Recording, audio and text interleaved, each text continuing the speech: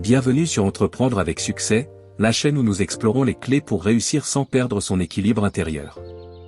Aujourd'hui, nous plongeons dans l'un des livres les plus puissants de ces dernières décennies, Le pouvoir du moment présent d'Eckhart Tolle. Ce livre n'est pas qu'un guide spirituel, c'est une boussole pour ceux qui veulent vivre, entreprendre et réussir tout en restant profondément alignés avec eux-mêmes. Dans un monde où tout va vite, où l'on court après les résultats, les likes, les deadlines, nous perdons souvent le contact avec la seule chose que nous possédons vraiment, le moment présent. Et c'est là tout le cœur du message de Tolle, votre pouvoir réside ici et maintenant.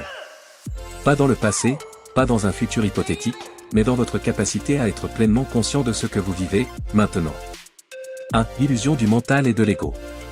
Tolle commence par une vérité simple mais bouleversante, nous ne sommes pas nos pensées. Pourtant, la plupart d'entre nous s'identifient à leur mental et à leur ego, construisant leur vie autour de souvenirs, d'émotions, de jugements. Cette identification génère peur, anxiété, colère, et nous empêche de goûter à la paix intérieure.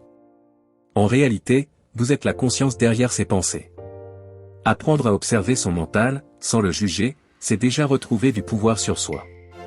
Vous préparez un projet important. Au lieu d'être concentré sur l'action présente, vous vous projetez en boucle, et si ça échoue? Et si les autres me critiquent?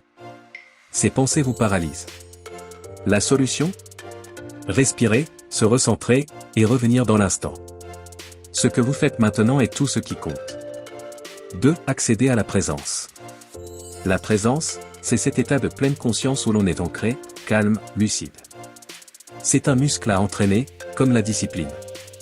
Pour y parvenir, Tolle recommande des pratiques simples, observer sa respiration, prêter attention aux sensations corporelles, écouter sans chercher à répondre. Le corps est toujours dans le présent, c'est donc un excellent point d'ancrage.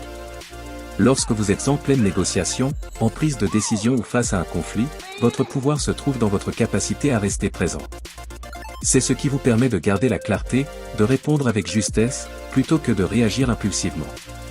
3. L'acceptation de ce qui est. Un autre principe clé du livre, la souffrance vient de la résistance au présent. Nous voulons que les choses soient différentes, nous luttons contre la réalité.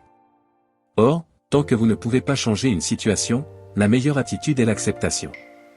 Cela ne veut pas dire tout accepter passivement, mais cesser de nourrir le conflit intérieur. Un client annule une grosse commande. Vous pouvez vous énerver, ressasser l'injustice ou accepter la situation, et canaliser votre énergie vers une solution. L'acceptation libère la créativité.